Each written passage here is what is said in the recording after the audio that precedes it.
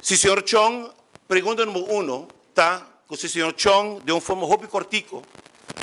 por afirmar que o senhor Chong tem uma proibição de caso aqui, para poder chegar na sua própria mulher. De duas perguntas,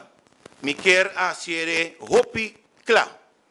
E se de caso aqui, o senhor Roque Chong, em verdade, tem uma proibição de corte, se é verdade que o senhor Chong pode confirmar no pueblo urbano se, em seu caso, verdade tem uma sentença de juez a respeito de lo qual, como acabei de mencionar. Ponto número 3 está que o senhor Chong, de caso aqui, a base do tema de integridade e de uma forma transparente, maneira que o acordo bisa, o senhor Chong, se de caso de aqui, o qual que tem duas perguntas, uma cabelança e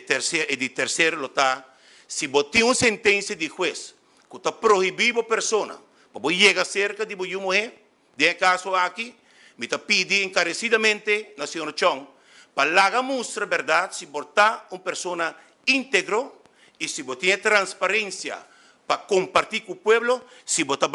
tem interesse para servir e donar e publicar.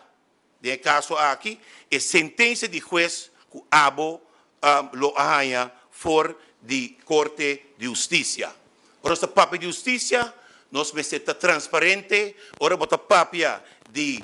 integridade e que punta dede, que chucha nome de toda pessoa. Então, quer que sa aqui, está 3 pontos no cardinal, que me quer começar a assim, e me espera que nós por haya contexto de senhor Chong de caso aqui, e se senhor Chong